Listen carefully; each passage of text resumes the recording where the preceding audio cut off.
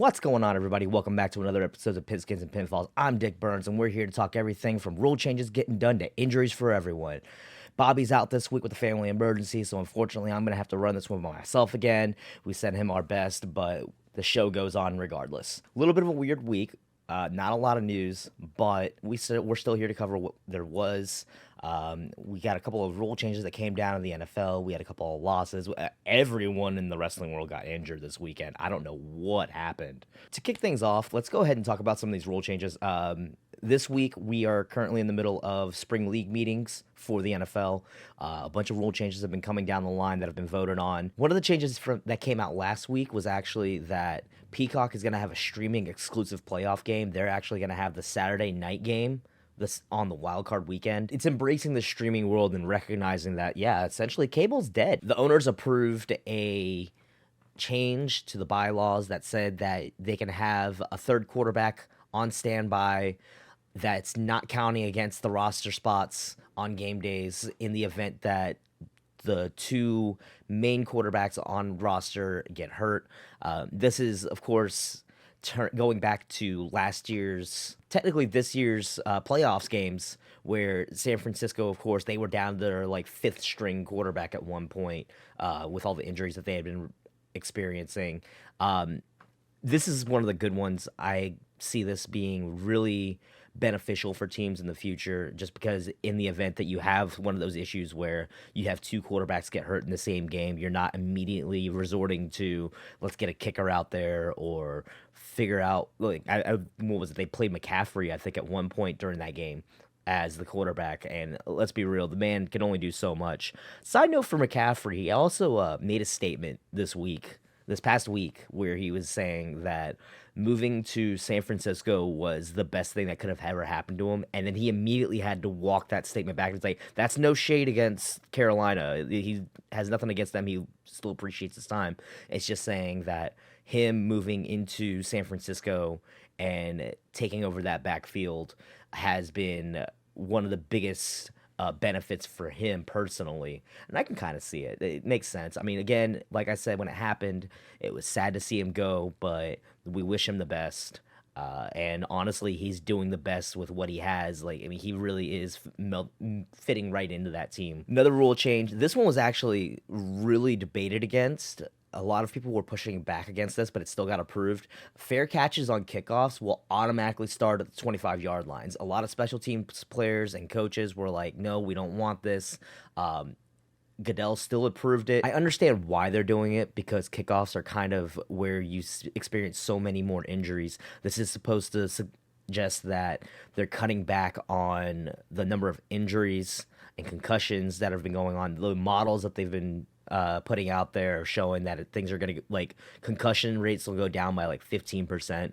And I can see how that definitely makes a difference. It's not too different from how they changed kickoffs in the XFL this year, where they had them line up. You can't start moving forward until the ball is caught. It's just one of those things where they're trying to minimize the number of injuries that are going on during a game. And that makes sense. Whether it works, we'll see. But at the time, there's a lot of pushback against it. We'll see how things change this year. Who knows? Maybe by next year they'll turn right back around and be like, okay, yeah, that was a bad idea. Schedule flexing is now available for Thursday night football games from weeks 13 through 17. Those last 5 weeks, they're going to be able to flex games into the Thursday night spot if there's a better matchup. I know last year we had a lot of issues with Thursday night games turning out to be a lot of duds. The scheduling was just terrible. It's something that you couldn't predict beforehand, but this should still make for better matchups, better primetime television. I'm actually looking forward to this because, again, this is no different than how they flex out your Sunday night games. How this is going to work for ticketing, I don't know. That would make things a little bit more difficult, but that's above my pay grade, so I'm really not worried about that one. They did also make the announcement Super Bowl 60 will be played at Levi Stadium in San Francisco. They will host Super Bowl 60, and then also Green Bay is going to host the 2025 draft. A couple updates on contracts that are going around the league. A big one, the biggest one, of course, the Chargers and Austin Eckler have agreed on a revised deal that adds $1.75 million in incentives. Surprisingly, he was only set to make $6.25 million this year. That blew me away when I saw that, because when you consider how he has been one of the top running backs in the league for the past 2 years, it's kind of shocking to see that he was still on such a low deal when you compare that to all these other deals that are going around for running backs. Next year, he becomes eligible for the franchise tag. And if they choose not to tag him, then he can go out and chase that bigger paycheck, which honestly I believe he's worth anyways. Come to Carolina, please. No, that's not going to happen. As much as we want it to happen, it's not going to happen.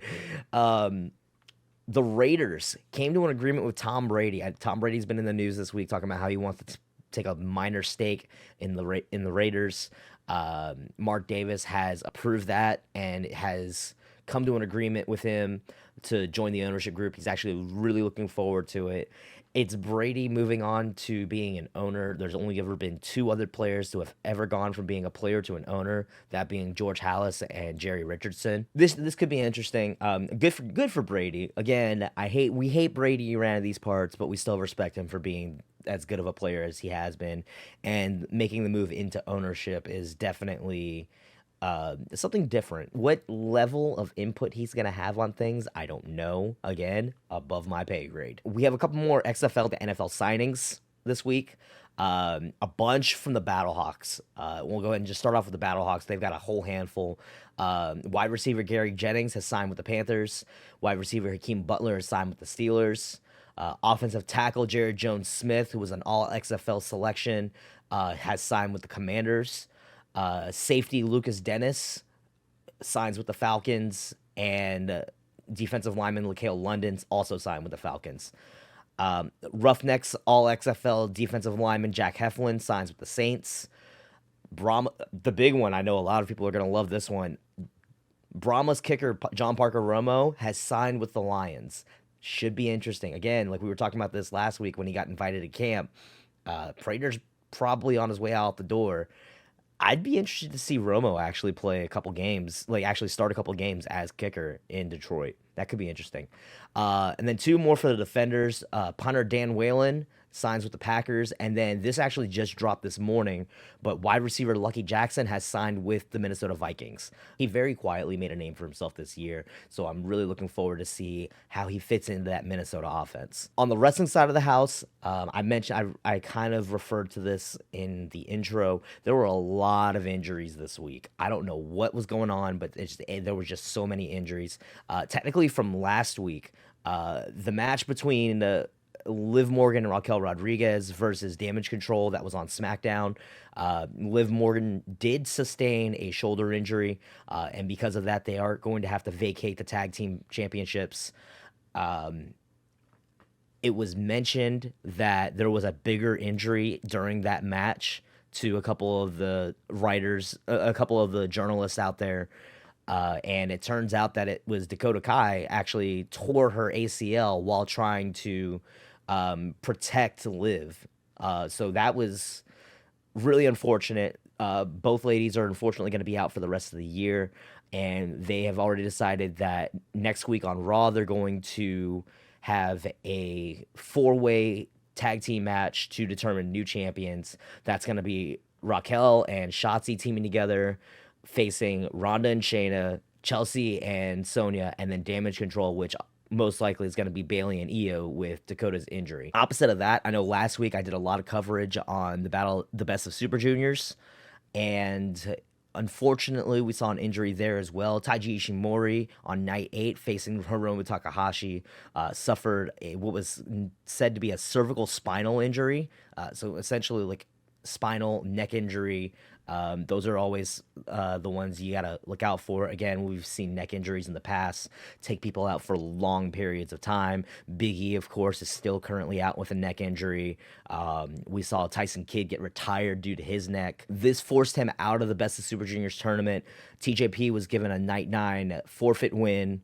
It's unfortunate. He was actually one of the front runners in the A block, so it is unfortunate to see him go out this way. And then in addition to that, we have more injuries from New Japan. A lot more injuries from New Japan. At Resurgence this past weekend in Long Beach, Kyle Fletcher made a surprise appearance to announce that Mark Davis, both the two men of Aussie Open, they were reigning New Japan Strong Tag champions, and they were also the reigning IWGP Tag Team champions. Mark Davis has unfortunately suffered an injury. They have been forced to vacate both sets of titles. Aussie Open was supposed to defend their titles in a triple threat tag match against Bishamon and the House of Torture, represented by Evil and Yujiro Takahashi.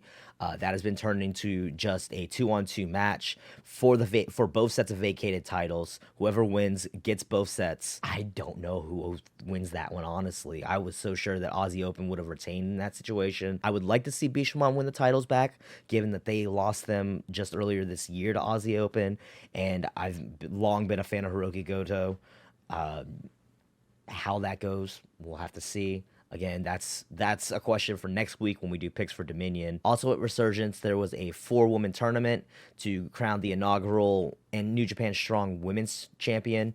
The finals of that saw Willow Nightingale face off against Mercedes Moné. Moné was scheduled to win that match, but unfortunately there was a moment during the match where she fell from the top rope down to the floor, broke her ankle. Unfortunately, they had to make the change on the fly. Willow Nightingale ended up winning that match, becoming the first ever New Japan Strong Women's Champion. Not a bad shout. It's unfortunate how it happened. It's just all bad timing. That's really all you can really chalk this up to, is just bad timing. But again, we send our best wishes to everybody that is injured. Speedy recoveries to them all. We hope for the best. While we're talking about New Japan, let's cover a couple other things. A couple things that also came out of Resurgence. There has been a short tournament to crown the number 1 contender for the IWGP US title. Of course, Kenny Omega is currently holding that title. During Resurgence, we saw a match against Will Ospreay versus Hiroshi Tanahashi. Ospreay won that match and is now moving on to face Lance Archer at Dominion next week to determine the number 1 contender. That's going to be a hell of a match. I can't wait to see that. Do we see Will Ospreay win it and go on to have that rematch with Kenny Omega? Most likely. But again, that's going to come down to next week's picks. We also saw Kenta defeating Hikuleo by countout to win the New Japan Strong Openweight Championship. And then after the match, Eddie Kingston makes an appearance on the Tron, and he says that he's coming for that title. Good on Eddie Kingston getting involved in the mix up there. We're seeing a lot of crossover between New Japan and Ring of Honor and Impact. Loving what I see. Loving everything about it. And then also another fun one that I actually saw, Blackpool Combat Club was facing off against Chaos. It was Okada, Rocky Romero, and Tomohiro Ishii. And for Blackpool Combat Club, it was actually Wheeler Yuta, Jon Moxley, and a returning not really returning, but Shota Umino. Of course, Jon Moxley during his New Japan run, he pulled Shooter as his own young boy, gave him the nickname Shooter. We're seeing him now develop into a fully fledged fighter on his own. And Shota actually got the win with a Death Rider on Okada and Romero. That was mind-blowing in itself. I think it was Romero that ate the pin, but the fact that he got Death Riders on the both of them, Okada being one of the greatest of them all, like, it's a real big statement win for Shota, and I think that's really going to increase his stock moving forward in New Japan. Going back to our coverage on the Best of Super Juniors, this morning we saw the finals for the A block, which Speedball ends up beating Leo Rush in their final matchup. That they were tied at the top of the leaderboard at 12 points each. Bailey, of course, beat Rush. That gave him 14 points. He takes the A block lead. He wins the A block outright. He's going to have that first place match. And then for the second match, Takahashi versus Titan, Titan was at 10 points. Him winning against Takahashi actually gave him the 12, the tie with him, to tie between the two of them and Leo Rush. But because of the fact that Titan beat Takahashi in night 9 and Leo Rush in night 6, he gets the tiebreakers over the both of them. Titan's going to take that second spot for the A block. B block we have coming up tonight. Right now, it's a 3-way tie at the top of the leaderboard. with that being Desperado, Yo, and Master Wato. All three of them have different matches this week, so it should be interesting to see how the tiebreakers, if any, happen, or if one of the three is going to be the one to take the sole leadership of the win, or possibly two of them win, and that gets both spots, and then they're gonna have to figure out who gets the one and who gets the two for the B block. Friday night, we're gonna be seeing the semifinals, and then Sunday night we'll see the finals. So we should be crowning our best of the Super Juniors this weekend. We're not going to put that into our predictions just because there's just so many different ways that we can go with it without actually knowing who's going to be coming out of the B block. There's no real way to tell. I know last week we were talking about the big announcement from Tony Khan on AEW. As it turns out, the announcement came before the show during Warner Brothers Discovery's upfronts. They actually made the official announcement for AEW Collision. In addition to that, over the past few days, we've gotten a lot more information and the official announcement of AEW Fight Forever. I know that was the other thing that we were predicting was going to be announced. As I had mentioned last week, we started seeing people pre-installing on Xboxes. The achievement list had been leaked. There was a lot of people that were saying that the release date was going to be sometime around Forbidden Door, of course, at the end of next month, and that release date has been labeled now as June 29th. Strangely enough, that's a Thursday. Most game releases are usually either a Tuesday or a Friday, but I guess it's going to be one of those things where midnight release, you're going to be able to play it right after Dynamite that week. So should be good. Game is set to be rated T for teen. They actually had to tone down some of the blood and gore just to get that teen rating. Veterans of previous successful and critically acclaimed WWE games helped prepare the story mode. A lot of people, and this has been said for a while now, it plays very similar to WWF No Mercy from back on N64. It's not supposed to play like the 2K games. Evil Uno actually said in an interview with Fightful last year that the plan is for just one release of the game with ongoing updates. How this will turn out, we should see. If they're able to keep up with just that consistent updates. I know with like a lot of fighting games, I was playing the Street Fighter beta this weekend. There's always the plans with a lot of fighting games where they just come out with download packs for all the new characters as they go. If they just consistently do that over and over and over again for the game, could be really interesting. I think that that's a great way to just maintain your roster and keep things nice and simple. And yeah, I think it'll be a great move for the gaming industry in itself. We also had two major losses in the sports world, one from the NFL and one from the WWE. First off, NFL legend Jim Brown passed away at the age of 87. He was so much more than just a football player. He had 30 acting credits to his name. He was a prominent civil rights activist. He founded Amer I Can, which helped inner city youth as well as ex-convicts find their way. He helped curb gang violence in LA. Our thoughts and prayers go out and condolences go out to his friends and family. And then on the other side of the coin, we have to acknowledge Hall of Famer superstar Billy Graham passing away at the age of 79. Again, this is somebody that was revolutionary for the sport, and well, in this case, sports entertainment. Famously had feuds back in the 70s with the likes of Bruno Sammartino, Bob Backlund, Dusty Rhodes. The feud with Dusty Rhodes famously ended in a Texas bull rope match, the match that Dusty made famous. He was in and out of all the major promotions throughout the 70s and 80s. He was the original archetype for the blonde bodybuilder. His style, his physique, everything about him, it influenced everybody from Ric Flair to Scott Steiner. And most notably, of course, he was the one that was famous for calling his biceps pythons and calling everybody brother, both things that Hulk Hogan modeled himself after. I mean, almost everything Hulk Hogan did was modeled after superstar Billy Graham. We send our thoughts and prayers out to both families. It's very unfortunate. It's just how it is. We send our thoughts and prayers to both families. Our condolences to each. These are major losses for the sports world. Couple other notes. There are multiple higher ups backstage that have high hopes for Cameron Grimes with his call up the SmackDown. Triple H has personally called him a slam dunk.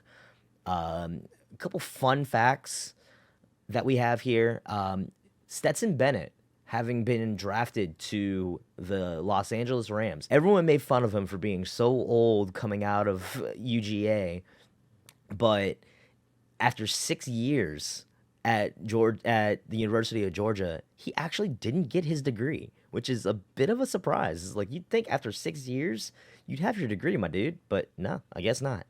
Another fun fact that we learned just today, either this morning or yesterday, when we had the promo between John Cena and Austin Theory leading up to their match at WrestleMania this year, Cena ran him down, was telling him, hey, you're not ready. As it turns out, all the same things that he was saying, he said in private to Theory backstage before that promo had ever happened, which really means that he meant it. And it was a lot of that statement of, you're not ready for the big time. And one of the things that he had pointed out was it took Roman 10 years to figure it all out. I remember, of course, leading up to that No Mercy match back in, 2017, between John Cena and Roman Reigns, just going off about. I actually just watched that promo recently again, and talking about how where Cena basically says, if you are able to be the face of this company, they wouldn't need me to come back every couple of months. And then just a final piece of news, I really just want to give my congratulations to the Pat McAfee show. They signed a multi-million-dollar 8-digit deal with ESPN that's going to see them starting in the fall live casting the Pat McAfee show to ESPN, ESPN Plus, and ESPN's YouTube channel. Major networks have told him that this is the future of sports journalism. And the way I look at it, this is a huge win for content creators everywhere. Just knowing that someone can take a product that they have the vision for themselves and turn it into a revolution in journalism. So I get my hats off to them. One last thing before we go for the week. We do have our picks for this weekend. I'm just going to go ahead and throw them up here on the screen. You can kind of see them. You can kind of not see them because my layout is kind of blocking a couple of places. Even though Bobby was not able to make it this week, he did go ahead and put in his picks. We have everything listed here on the board. I'll go ahead and scroll down just a little bit for anybody else that wants to see the rest. As you can see, it goes into our Mania picks as well. But we have our called shots as well. Like I said, we're keeping it nice and short this week. That's going to do it for us. We'll be back next week with our picks for Dominion. Any other big news that breaks, we'll be covering all the fallout from Night of Champions, Battleground, Double or Nothing, and that's going to do it for us.